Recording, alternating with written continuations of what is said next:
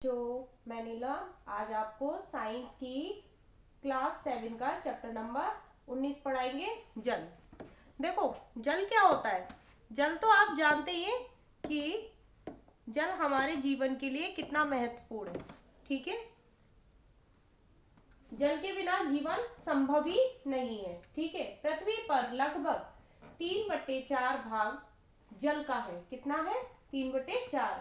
ठीक, इसके बाद जिसमें 97% समुद्री जल तथा जल 2% ग्लेशियर व ध्रुव बर्फ तथा 1% भूमिगत जल पाया गया है। ठीक है, मोस्टली मतलब कि जो हमारी पृथ्वी है वो कितने परसेंट में है? 3/4 में। ठीक है, जहां पर क्या पाया जाता है? जल पाया जाता है। जल तत्व नहीं है, यह एक यौगिक है। बिना जल के हमारा जीवन संभव नहीं हो सकता, चाहे वो जीव जंतु हो चाहे वो पेड़ पौधे हो। ठीक है, तो पहली हेडिंग देख लेते हैं।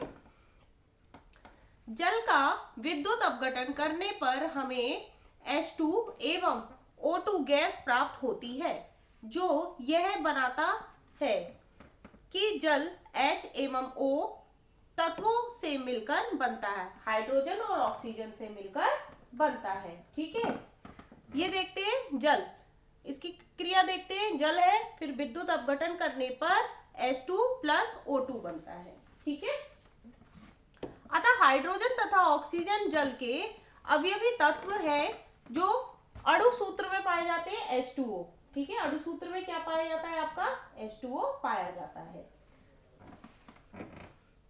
नेक्स्ट देखते हैं, 2 आयतन हाइड्रोजन तथा 1 आयतन ऑक्सीजन पूर्ण रूप से संयोजन बनाते हैं। ठीक है, कैसे बनाते हैं? देखो, 2 हाइड्रोजन ले लिए हमने, 2 हाइड्रोजन लेके प्लस 1 ऑक्सीजन लिया। हमने क्या लिया? परमाणु ऑक्सीजन लिया। उसको जोड़ने पर HOH यानी कि जल का एक अणु बना। ठीक है, किसके द्वारा बनना है? 2 हाइड्रोजन और 1 ऑक्सीजन के द्वारा। नेक्स्ट चलते हैं दूसरे हेडिंग पर, जल के भौतिक एवं रासायनिक गुण। अब जल के भौतिक एवं रासायनिक गुण देख लेते हैं। जल का क्वथनांक कितना होता है? 100 डिग्री सेल्सियस। कितना होता है? 100 डिग्री सेल्सियस होता है। तथा जल का हिमांक कितना होता है? 0 डिग्री सेल्सियस। कितना होता है बेटा आपका? 0 डिग्री सेल्सियस। ये ठीक,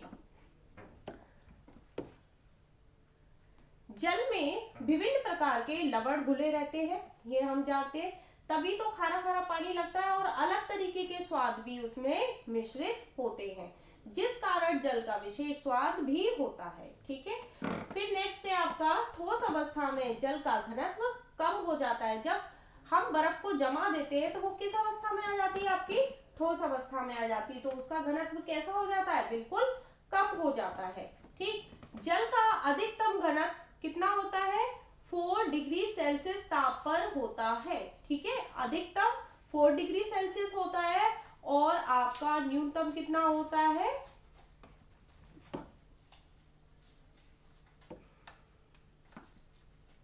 अब चलते हैं, जल का अधिकतम घनत्व तो 4 डिग्री सेल्सियस है।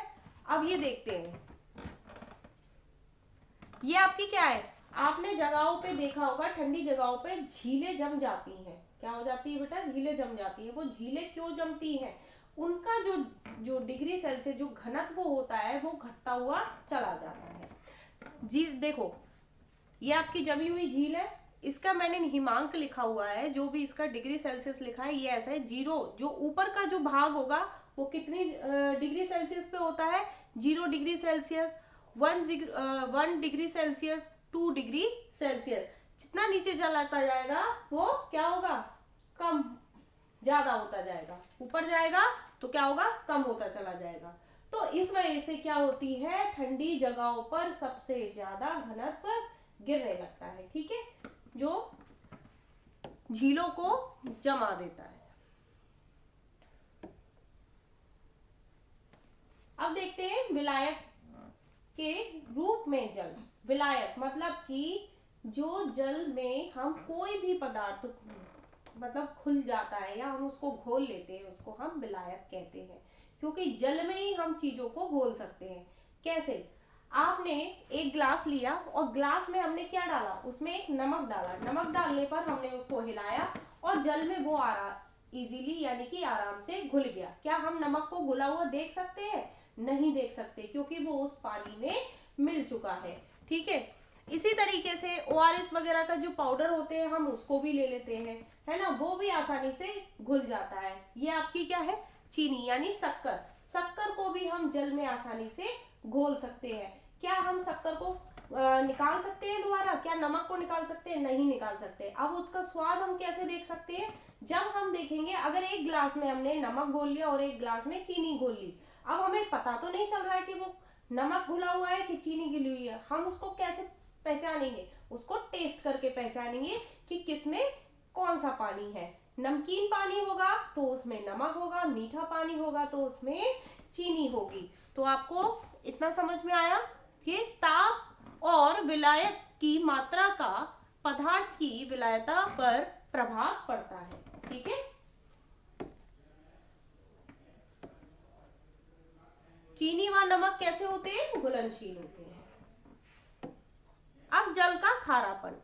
आपने अक्सर अपने आसपास की जगहों पे आजकल देख रहे होंगे कि पानी खारा आ रहा है। ठीक है, पर कुछ जगहें ऐसी होती है जहां पर पानी खारा नहीं मिलता है। अब जैसे पहले जो प्राकृतिक से हमें जो मिली हुई चीजें, यानी कि प्राकृतिक द्वारा हमें प्राप्त पानी को, यानी को जल हमें किस किस जगहों से मिला है वो देखते हैं। देखो, नदी, झील, तालाब, है ना, कुआं, नल, ये सब क्या है? ये हमें प्राकृतिक रूप से पानी मिला हुआ है, जिसका हम यूज अपने जीवन में करते हैं। ठीक है, समुद्री, ये सब क्या है? समुद्र में पानी भी पाया जाता है और कई तरीके के इसमें ऐसे तत्व पाए जाते हैं जिनसे हम क्या बना सकते हैं? दवाइयां भी बना सकते हैं। ठीक है, अब ये देखते हैं कि खारे का क्या मतलब है। समुद्र में लवणों की अधिक मात्रा घुली होती है। किसकी? लवणों की अधिक मात्रा घुली होती है।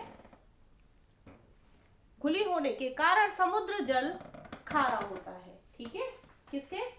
क्योंकि उसमें समुद्र कितना बड़ा होता है? काफी बड़ा होता है, और कई तरीके के इसमें जीव जंतु, कई तरीके के आपके इसमें आपके पौधे या मतलब जो औषधि होती है, जड़ी बूटियां, बहुत सारी इसमें एल्गी वगैरह सब चीज समुद्र में पाई जाती है। जितना भी कचरा होता है, इतने जितने लवण होते हैं वो समुद्र के जल में जाके मिल जाते हैं, और जब जल में जाके मिलेंगे तो पानी का स्वाद कैसा हो जाएगा? खारा हो जाएगा। ठीक है, पर समुद्र का पानी हमें कैसा मिलता है? खारा मिलता है। कुओं, नदी, झीलों का पानी कैसा मिलता है? हमें मीठा मिलता है। अब वो समुद्री जो खारा पानी है, अब हमसे क्या मिल सकता है? उससे हमें नमक मिलता है।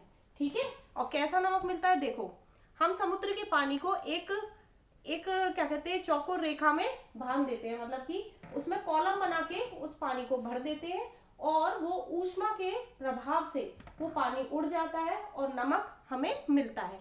इस नमक को हम शुद्ध कर कर अपने घरों में क्या करते हैं? यूज करते हैं।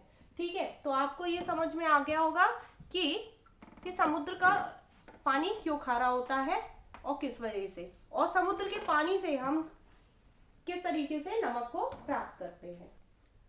अब चलते हैं जल की कठोरता के बारे में जानते हैं। जल को पहचानने के लिए हम क्या करते हैं कि उसमें कठोरता है या मृदुलता है। जब हम सरफ को या कपड़े धोने वाले साबुन को हम यूज करते हैं, तो जिसमें ज्यादा झाग हो जाता है तो उसका मतलब क्या है? वो जल कैसा है? मृदुलता यानी मीठा पानी। अगर जल में साबुन में झाग ज्यादा नहीं होता है तो उसको हम कहते हैं कठोरता। ठीक है, अब कठोरता किसके द्वारा उत्पन्न होती है वो देख लेते हैं। जल की कठोरता कैल्शियम एवं मैग्नीशियम में घुलित लवण है, जैसे जो कैल्शियम और मैग्नीशियम में घुलित लवण है, जैसे कैल्शियम बाइकार्बोनेट, मैग्नीशियम बाइकार्बोनेट, है ना, कैल्शियम क्लोराइड आदि के कारण होता है। ठीक है, जल में कठोरता दो प्रकार की होती है। कैसी? अस्थायी कठोरता और स्थायी कठोरता। अस्थायी कठोरता कैसे होती है? कैल्शियम बाइकार्बोनेट, मैग्नीशियम बाइकार्बोनेट के द्वारा। ठीक है, दूर कैसे किया जाता है इसको? उबालकर और चूना मिलाकर हम इसको अलग कर सकते हैं। देखा होगा जब हम पानी को उबालते हैं तो उसके अराउंड में क्या होता है, साइडों में व्हाइट व्हाइट हो जाता है और कुछ व्हाइट व्हाइट जो पदार्थ होता है वो नीचे गिरता है, वो आपका क्या होता है? कैल्शियम बाइकार्बोनेट होता है। ठीक है, इसी तरीके से चूने को मिलाकर भी हम इसकी कठोरता को खत्म कर सकते हैं, क्योंकि वो पानी कैसा हो जाता है, नीचे नीचे बैठ जाता है और पानी जो होता है शुद्ध वो ऊपर आ जाता है। ठीक, अस्थाई वो सॉरी स्थायी कठोरता। स्थायी कठोरता कैसी होती है? जो मैग्नीशियम क्लोराइड और आपकी कैल्शियम क्लोराइड द्वारा होता है। ठीक है, किसके द्वारा होता है? कैल्शियम क्लोराइड के द्वारा। इसको दूर हम धावन सोडे से करते हैं, जो कपड़े धोने वाला जो सोडा होता है उससे हम इसको दूर करते हैं। अब चलते हैं आसवन विधि पर। आसवन विधि क्या होती है? मैंने आपको पहले इसे क्लास में बताया था कि आसवन विधि से हम जल को कैसे प्राप्त कर सकते हैं। तो देखिए, हमने एक केतली ली है, इसके अंदर क्या है? पानी भरा हुआ है, और एक प्लेट ली है, उसके हमने क्या रख दिए? कुछ बर्फ के टुकड़े रख दिए। जब हम इसमें आग लगाएंगे नीचे, तो पानी क्या करेगा? खोलेगा। खोलने के बाद इसमें से भाप निकलेगी, भाप निकलने के बाद ये ऊपर प्लेट पे जाएगी, और जो भाप होगी वो प्लेट से नीचे एक ग्लास में या किसी बर्तन में इकट्ठा होगा। किसके कारण हो रहा है? जो बर्फ लगी हुई है उससे वो भाप कैसी होगी? ठंडी होगी। ठंडी होने के बाद भाप बूंदों की तरह ये एक तरफ पानी इकट्ठा हो जाएगा। इसी को हम आसवन यानी कि जल वाष्प का संघनन कहते हैं। ठीक है, अब चलते हैं नेक्स्ट हेडिंग, जल प्रदूषण। जल प्रदूषण के बारे में तो हम जानते हैं, ऐसे पदार्थ जो वायु, जल, मृदा में मिल जाते हैं, जीवन के लिए हानिकारक होते हैं, उसे हम प्रदूषण कहते हैं। ये तो प्रदूषण के बारे में हो गया, पर जल प्रदूषण क्या होता है? जल प्रदूषण वो होता है कि जैसे हम अपने जहाँ पर जो तालाब होते हैं उसमें कपड़े धोना, घरों का पानी छोड़ देना, नालों का पानी छोड़ देना, और अपने क्या कहते हैं गाय भैंसों को यानी कि पो को है ना, जंतुओं को नहलाना, तो इससे क्या हो रहा है? वो पानी दूषित हो रहा है और वो हमारे पीने योग्य भी नहीं रहा है। इसी को हम जल प्रदूषण कहते हैं। आजकल बड़ी बड़ी फैक्ट्रियां हैं, वो भी क्या करती हैं? अपना जो भी कचरा होता है वो पानी की ओर डाल देते हैं, जिससे पानी कैसा हो रहा है? दूषित हो रहा है, और वो हमारे पीने लायक नहीं है। ठीक, क्यों नहीं है? क्योंकि वो जहरीला पदार्थ बन जाता है। इसीलिए हमें जल को सुरक्षित करना ही आवश्यक बन गया है। जल संरक्षण। जल संरक्षण का मतलब ये है आपका कि जल संरक्षण का मतलब ये है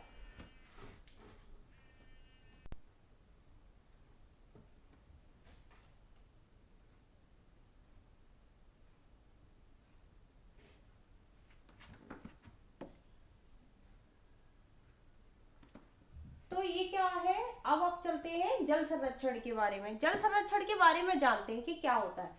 देखिए, जब हम कोई भी कार्य करते हैं या टूथपेस्ट करते हैं या बर्तन धोते हैं या कपड़े धोते हैं, तो हम आजकल क्या करने लगे हैं कि पानी की टोटी को खोल देते हैं। जब तक हमें यूज होता है तभी तक हमको पानी को क्या करना चाहिए? यूज करना चाहिए। अगर हमें जब यूज ही नहीं करना है उस पानी को, तो उसको हमको बचा कर रखना चाहिए, ना कि फैलने देना चाहिए। कई जगह ऐसा होता है कि पानी भर जाता है, फैलता रहता है, तो इससे अच्छा है उसको सुरक्षित रखने के लिए हमें उसको मतलब कि उतना ही लेना चाहिए जितना हमें जल की आवश्यकता है, और क्या करना चाहिए? एक जगह इकट्ठा भी करना चाहिए, क्योंकि आवश्यकता पड़ने पर पानी का हमें बहुत उपयोग करना पड़ता है। ठीक है, जल का संग्रहण।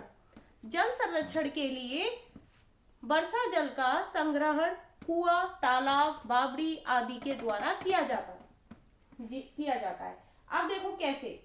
आपने देखा होगा कि जगह जगह गड्ढे खोद देते हैं, तब जाके हम तालाब बनाते हैं, और उस तालाब में क्या भर जाता है? बरसात का पानी भर जाता है।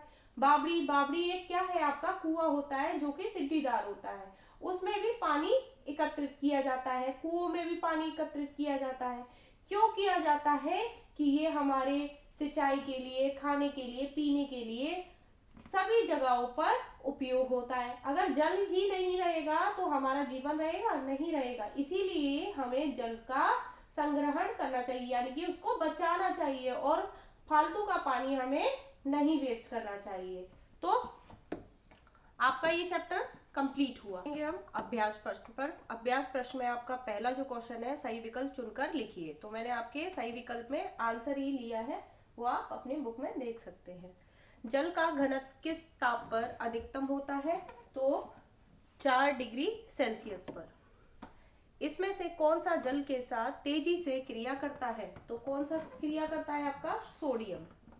जल की स्थायी कठोरता किसके कारण होती है? किसके कारण होती है?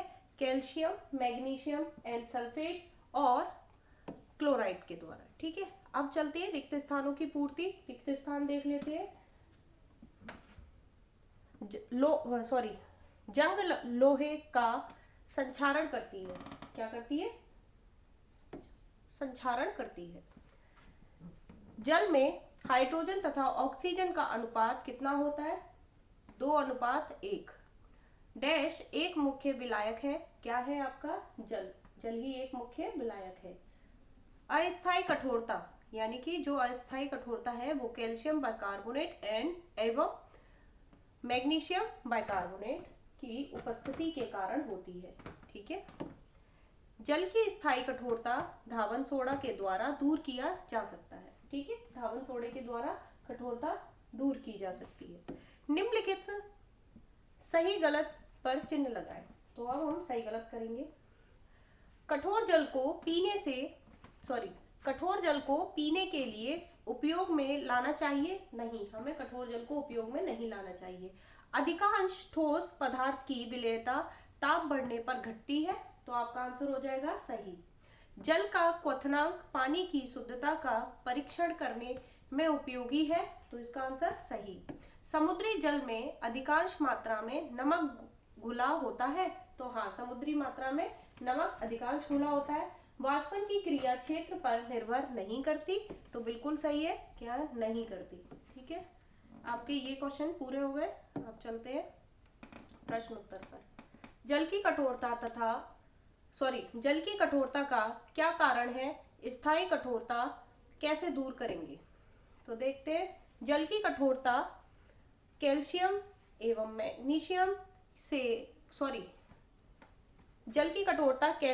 मैग्नीशियम के घुलित लवण जैसे calcium bicarbonate, magnesium bicarbonate, calcium chloride आदि के कारण होती है। और इसको हम दूर किससे करते हैं? स्थायी कठोरता को दूर करने के लिए धावन सोडे का प्रयोग करते हैं। ठीक है।